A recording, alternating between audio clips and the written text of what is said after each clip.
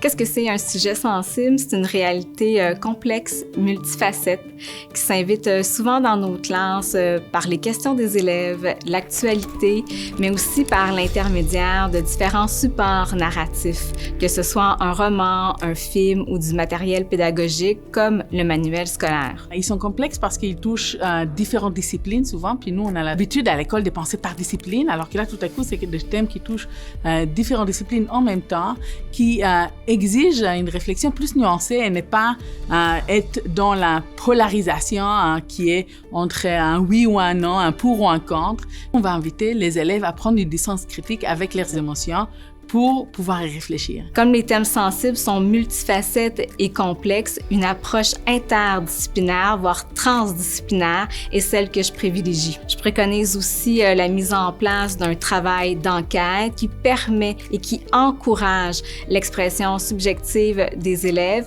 mais aussi leur questionnement.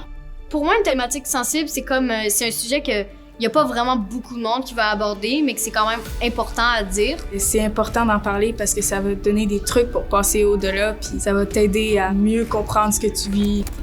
Pour aborder les thèmes sensibles en classe, il y a d'abord l'étape de la réflexion. Est-ce que j'ai envie d'aborder ces thèmes sensibles? Est-ce que c'est à moi? Est-ce que c'est mon rôle? Est-ce que c'est le bon moment de le faire? Parce que souvent on dit que les thèmes sensibles, c'est pas un bon moment. C'est pas au début de l'année qu'on les aborde. On veut d'abord connaître un peu notre classe. Ensuite, on va s'y préparer. Parce que c'est pas quelque chose qui doit se faire de façon spontanée. Je vais m'informer davantage, je vais élargir les champs d'information. Mais l'idée, c'est vraiment de faire très attention à la façon qu'on anime les discussions. Donc, par exemple, on va s'assurer qu'on parle de connaître les règles de jeu. Qu'on va pas apprendre pendant qu'on discute d'un thème sensible, il faut les connaître déjà à l'avance. On veut vraiment arriver à une situation où notre classe sera ce qu'on appelle dans la littérature un espace de courage. C'est-à-dire que chacun va avoir le courage de parler respectueusement, mais aussi d'entendre respectueusement ce que les autres disent.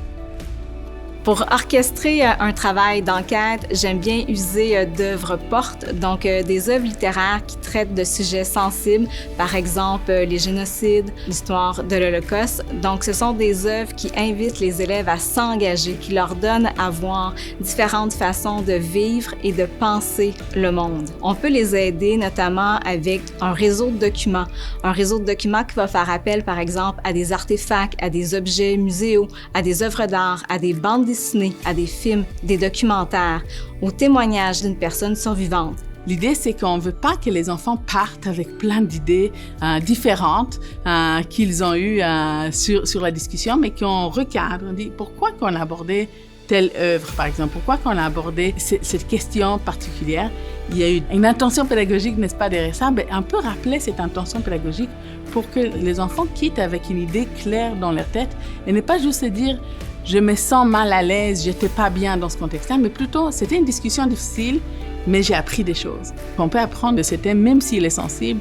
Moi, je propose vraiment de l'aborder avec toute la préparation nécessaire, plutôt que d'espérer que si je n'en parle pas, il va disparaître. Il va juste sortir ailleurs.